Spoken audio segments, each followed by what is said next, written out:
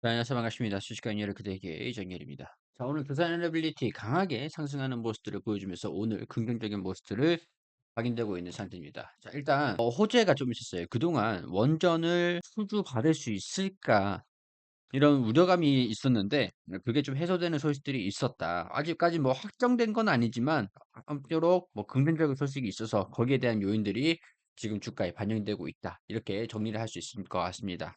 일단 자 먼저 시장 지도를 먼저 살펴보겠습니다. 일단은 운송 장비, 특히 하나 에어로스페이스 같은 경우는 유상증자 발표를 하면서 주가가 한 12% 가량 하락하는 모습들을 보여주고 있고, 휘 같은 경우도 주가가 큰 폭으로 조정을 받고 있는 상태인데 오늘 두산 에너빌리티가 6%대 시장의 전반적인 수급들을 다 흡수하고 있는 상태예요. 뭐 2%대 상승을 하면서 삼성전자와 SK하이닉스 그리고 두산 에너빌리티가 거의 시장의 수급을 장악하고 있는 그런 모습들 보여주고 있습니다.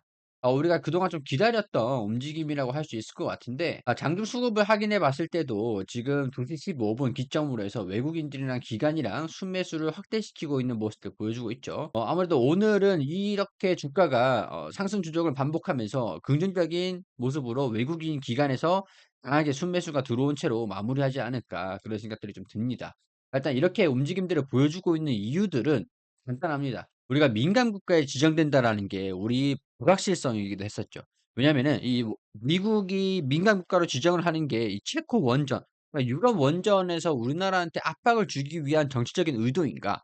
아니면은 뭐 실질적으로 원전 수주를 받지 못하게 하는 그런 이유인가? 아니면은 우리나라가 단순하게 원전을 미국과 협력하라, 뭐 그런 정치적인 압박인가? 사실상 우리나라 원전은 미국에 거의 종속돼 있는 거라고 봐도 무방하죠. 왜냐면은 미국이 하지 말라 그러면 못 해요.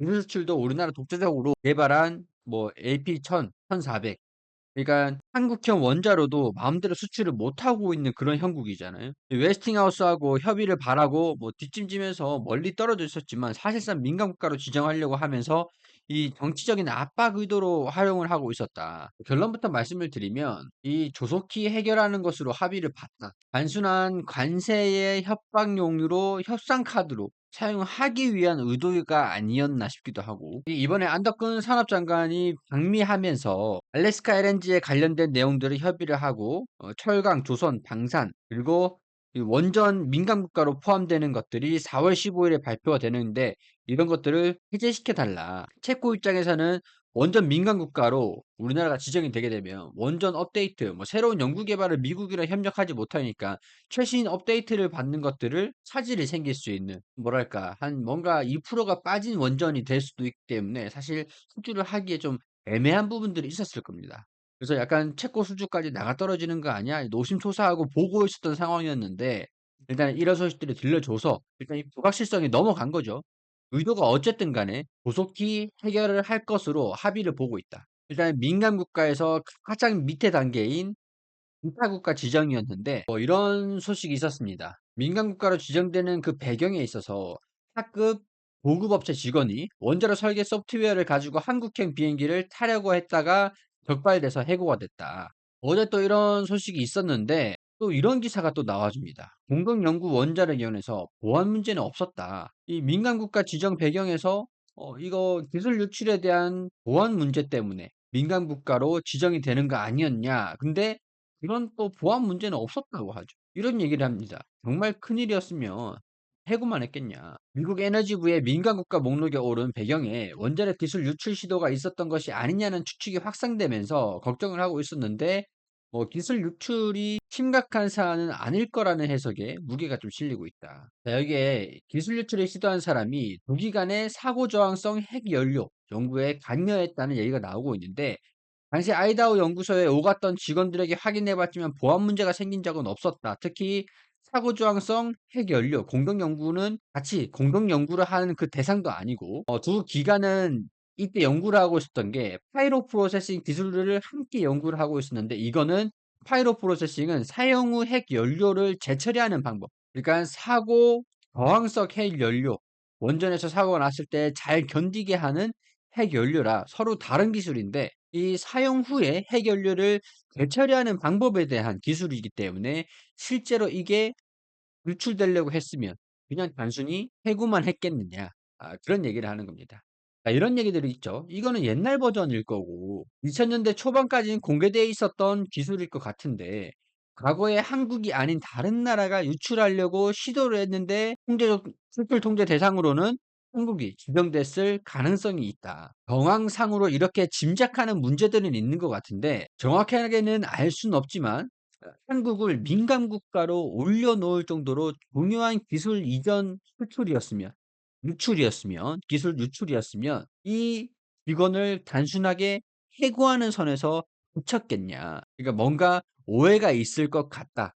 그러니까 이 큰 문제인 것처럼 상황이 통계불능으로 되는 것들은 유감인데 이거는 큰 일은 아닐 것이다. 자, 이런 소식들로 가지고 이렇게 민간 국가 문제에서 조속히 해결하는 것들을 합의했다라는 소식들이 들려주면서 두산 에너빌리티가 그러면은 한국에 수출을 하는 체코 원전도 불확실성이 한 가지 해결이 된 게 아니냐라는 긍정적인 모멘텀으로 외국인과 기관에서 지금 수급이 강하게 들어와 주고 있다. 이렇게 정리를 할 수 있을 것 같아요. 근데 그럼에도 불구하고 좀 아쉬운 내용들은 있기는 하죠. 체코 원전 시작이자 마지막이 될 것 같다. 사실상 유럽 시장에서 철수한다. 사실 변명은 하는 게 슬로베니아, 유럽, 스웨덴, 유럽, 네덜란드, 유럽 이거 다 철수한다고 얘기를 했거든요. 폴란드도 중단할 것 같다. 사실상 유럽 시장에서 다 철수하고 있는 분위기거든요.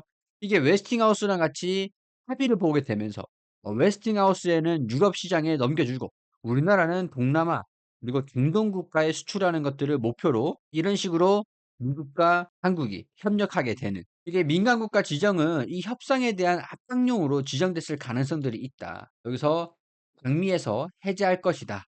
이런 소식들이 들려주는 거죠. 이게 정확하게 확인된 건 아니지만 저도 그동안 계속 얘기를 하고 있었던 게 웨스팅하우스하고 지적재산권 분쟁에 합의된 것이 약간 이해관계에 따른 원인인 것 같아요. 왜냐면은 우리나라가 아랍에 수출을 할 수 있었던 게 아라카 원전에 수출할 수 있었던 게 미국형 원전이 중동에 지어지게 되면은 미국의 원전 기술이 러시아랑 중국 쪽에 유출될 수 있는 우려가 있으니까 당시에 중동이랑 미국이랑 관계가 개선될 필요가 있었는데 그걸 우리나라 원전을 수출을 하게 되면서 어떻게 보면은 기술을 보호하고 싶고 당시 이제 아랍 같은 경우는 미국형 원전을 원했단 말이에요. 근데 우리나라가 수출을 하게 됐죠. 그것처럼 이 중동이라든가 동남아 시장 같은 경우에서는 미국에서 원전을 수출을 하기에는 굉장히 좀 껄끄러운 나라이긴 합니다. 근데 유럽 같은 경우는 다르죠. 근데 우리나라가 유럽을 다 먹어버리면 웨스팅하우스에서 수출할 수 있는 진영이 없어져 버리는 거잖아요.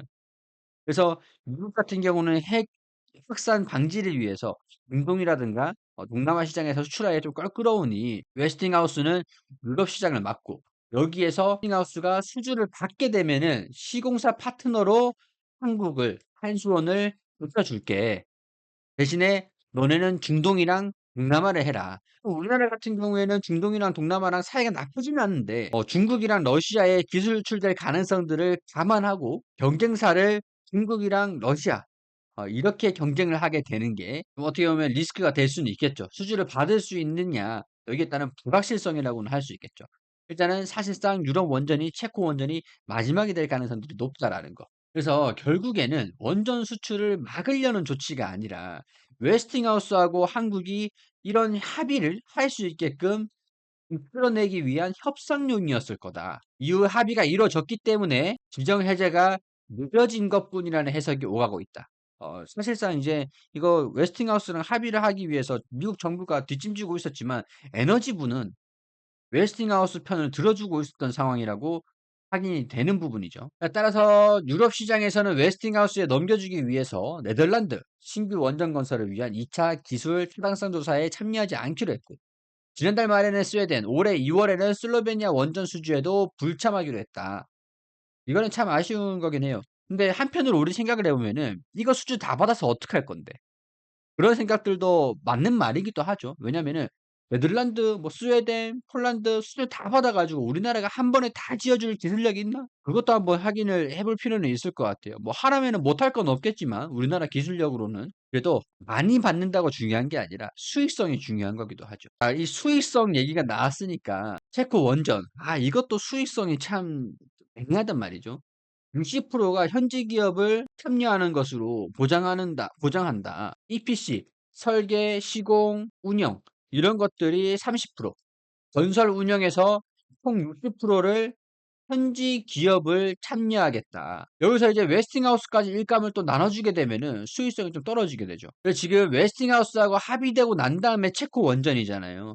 그래서 제 생각에는 웨스팅하우스하고 지금 합의된 세부 내용을 가지고 체코 원전을 일감을 나누기 위한 세부 협상을 하고 있는 그런 상황에서 최종 계약이 좀 밀리고 있는 게 아닌가. 그러니까 어찌됐든 간에 체코 원전이 최종 수주가 들어오는 거는 확실시 되고 있는 거지만 웨스팅하우스하고 현지 기업의 60% 일감을 이렇게 배분하다 보니까 수익성이 좀 떨어지고 있다. 자, 그러면은 우리가 이렇게 된 김에 유럽에서 웨스팅하우스의 수주가 떨어지면 확실하게 받아와야 될 거 아니에요. 우리나라도. 유럽에 웨스팅하우스 수주가 들어가게 되면은 우리나라도 확실하게 일감을 받아올 수 있는지 지켜보자고요. 자, 그럼 웨스팅하우스에 중개재를 납품하고 있는 기업이 어디냐? 바로 두산 에너빌리티죠. 그럼 팀코리아가 중동, 동남아시아 수주를 받는다 해도 두산 에너빌리티고, 웨스팅하우스가 유럽 시장에서 수주를 받는다고 해도 일감을 나눠받을 거니까 두산 에너빌리티가 최종적인 수혜가 될 수는 있겠죠. 이 체코 원전 같은 경우에는 체코 기업이 현지화율 60%라고 하면 우리 기술이라든가 이 원전을 제어하고 계측하고 감시하는 부분 사업을 하는 게 운영을 하는 입장에서는 현지 기업이 참여할 수 있을 불확실성이 존재한단 말이죠. 한전기술 같은 경우는 설계를 하는 입장이니까 반드시 참여를 할 거고, 한전 KPS 같은 경우에서도 한국전력의 가해사기 때문에 반드시 참여한다고 보더라도 이런 방사선을 관리하고 방사선 폐기물을 규제 해제 뭐 이런 것들 계측 사업을 하고 있는 기업들 같은 경우는 참여 수주를 받더라도 참여할 수 있을지에 대한 수익성 문제에서 다소 불안한 요인들이기도 합니다. 자, 그래도 BHI 같은 한전 기술이라든가 한전 KPS에 납품하는 거래처가 벤더로 분리되어 있는 기업들 같은 경우는 수주를 확실하게 조금이라도 받을 수 있지 않을까. 그래서 체코 수주를 받는다고 하더라도 주기기하고 주요 기자재를 납품하는 두산 에너빌리티는 좀 안정적일 것 같은데 현지 기업의 60%라는 게 우리나라의 어느 기업들이 참여를 할지 수주가 떨어질지 이거는 같은 원전 기업들이라고 하더라도 좀 차별화가 있을 수 있다라는 거 참고를 하실 필요는 있을 것 같습니다. 일단 목표가를 말씀드리기 전에 앞서서 제가 이벤트 간단하게 소개해드리고 진행하겠습니다. 우리 이벤트 검색식 무료로 드리고 있거든요. 우리 주식가연열의 그대에게 채널과 보넥스트 투자 자문이 함께 합니다. 제가 만든 검색식인데 우리가 모든 종목들을 전부 다 차트를 다 확인할 수가 없잖아요. 그러니까 영업이익이 잘 나오고 있는 종목들 중에서 외국인 기관에서 세력에서 적극적으로 매집하고 있고 여기서 갑자기 돌파 신호가 나오면은 이런 종목들을 나한테 알려줘 라고 하는 게 검색식입니다. 이런 조건들을 입력을 했을 때, 이 주정글 검색식이 오늘 나오는 게 SK 하이닉스이긴 하네요. 과거에 나왔던 종목들 살펴보면 12월 4일 써니전자, 코나아이, 그리고 12월 6일에 여기 파미셀 보이시죠? 파미셀, 그리고 동신건설이 있습니다. 12월 4일과 6일, 그리고 여기 뭐 다른 종목들도 쭉쭉쭉 있는데 파미셀 같은 경우는 12월 12일에 다시 한번 나오기도 했었죠. 여기 12월 9일 같은 경우는 SK하이닉스, 진양산업, VT 이렇게 나와줬던 기록들이 있습니다. 이거 검색식 적용하시면은 다 성과 검증해서 이 같은 기간에 입력하시면 다 이렇게 나오고 어떻게 하는지 알려드릴 거예요. 파미셀 12월 6일에 나왔었잖아요. 자, 이 날입니다. 12월 6일. 전체적으로 봤을 때 이 고점을 돌파하는 게 3월 13일.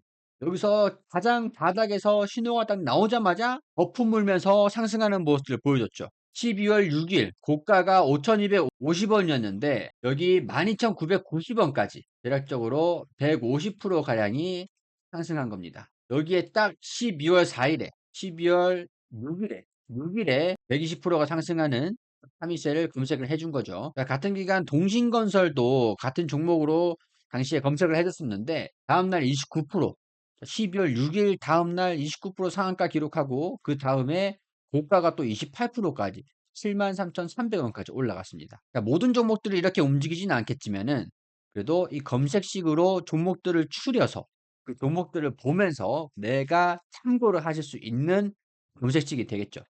이것도 다 무료로 드리고 있는데 검색식을 만들어 보지 않으신 분들도 계시잖아요. 그러니까 뭐 입력을 계산식을 제가 툭 던져 드린다고 해가지고 활용할 수 있는 분이 많이 없으실 거라고 생각을 해서 제가 영상으로 촬영을 해 놨습니다. 자, 이렇게 어떻게 입력을 하시라고 해 놓고 여기서 입력하는 방법들 이렇게 하나하나 따라하기만 하시면 되세요. 그리고 어떻게 활용하면 되는지도 이렇게 활용하시면 됩니다라고 교육까지 다 7분 안에 다 담아 놨습니다. 7분 28 초를 이것만 따라하시고 보시면 이 검색식을 쓸 수 있는 거죠. 아니, PDF 파일 가고 영상이랑 보내드리려면 제가 여러분들 이메일을 알아야겠죠. 영상 하단에 더보기 클릭하셔 가지고 이메일을 보내주시면 영상과 PDF 파일을 검색식, 이 서식을 다 드릴 거예요. 무료로 드릴 거예요. 돈 안 받습니다. 자, 그리고 보넥스트 투자 자문, 우리 제도권 자문사죠. 여기서 우리 증권사에서 리포트가 나오는 것처럼 이렇게 주간 리포트도 제공을 해드립니다. 어떤 업종에 어떤 이슈들, 어떤 테마가 움직이고 있는지 우리가 빠르게 알고 있으면 이 시장에서 기회를 빨리 잡을 수가 있잖아요. 그래서 이것도 다 무료로 드리니까 보시면서 공부하시는데 굉장히 도움이 많이 되시겠죠. 저도 예전에 처음 공부를 할 때 차트 공부를 또 열심히 했었지만 '차트가 다 부질없구나.' 생각해서 증권사 리포트 그리고 시장의 뉴스들을 굉장히 많이 봤습니다. 차트도 물론 중요하긴 하지만 우리가 이런 식으로 업종이 어떻게 돌아가고 있는지는 반드시 알고 있어야 되는 기본적인 거예요. 그래서 주간 리포트를 받아서 보시면 충분히 공부하시는데 안목을 넓히시는 데 도움이 되실 거라는 거. 그 종목들 주가 전망 종목 한 종목 집어 주시고 주가 전망 말씀 주시죠. 어떤 사업을 하고 있고 앞으로의 전망이 어떻게 된다. 그럼 전망이 어떠니까 항상 주짓수가 어떻게 되고 실적이 어떻게 보고 있으니까 주당 내재 가치가 얼마고 목표 가액이 얼마다 이렇게 알려주시는 거거든요. 리포트 안에 다 포함되어 있습니다. 그리고 우리 제도권 금융회사인 보네스트 투자자문에서 운영하는 이 카톡방입니다. 여기 대화하시는 거 보이시죠? 여기 글 쭉 올려주시는 거 보이시죠? 자, 이거 보시면 승률이 대단합니다. 이 종목들이 맞는지 아닌지 무료방이니까 맘 편하게 들어오셔 가지고 검증해 보셔도 충분하시잖아요. 자, 클로벌 46%, 그리고 휴스틸 35%, 그리고 동양철강 46%, 나인테크 30%. 이게 진짜 무료방에서 들고 난 다음에 이렇게 올라갔는지 여러분들이 들어와서 검증을 하시라는 거죠. 저도 이 방에 들어와 있습니다. 그래서 여기서 글을 올리시면 저도 같이 보고 있어요. 이렇게 공부를 하시기 위해서 교육도 해드리고 있기 때문에 이렇게 리포트들도 올려드리고 있으시죠. 우리 카톡방에 들어오셔서 함께 이용을 하셨으면 좋겠습니다. 다 무료니까. 자, 신청 방법은 영상 하단에 더보기 있습니다. 클릭하시고 이메일 또는 카톡방만 원한다. 그러면 카톡이라고 보내주시면 되세요. 이 부분에서 주가가 하락하지 않고 좀 버텨주는 모습들 확실하게 확인이 되고 있거든요, 지금. 자, 두산 에너빌리티가 이 25,000원 부근들을 이탈하지 않고 돌파 시도가 나와주고 있고 외국인 기관에서 순매수를 보여주고 있는 게 저는 개인적으로 이 28,000원 부근들 돌파 시도가 나와주고 그리고 테크 원전의 수주가 빠르면 3월 말 그리고 늦으면 4월 뭐 더 밀리면 세부 조정이 좀 안 되거나 그러면 5월까지도 갈 수 있다고 보고 있긴 하지만 타이밍이 좀 잘 맞는다고 하면은 이 3만 원 부근들도 한번 돌파하려는 시도가 나와줄 수도 있지 않을까. 한번 이번 기회에 기대를 해볼 필요는 있을 것 같습니다. 이 3만 원 부근들 돌파를 해보는지 1차 목표가를 잡아보시고 돌파 여부에 따라서 그 다음 전략들 제가 영상에서 촬영해서 계속 알려드릴 수 있도록 하겠습니다.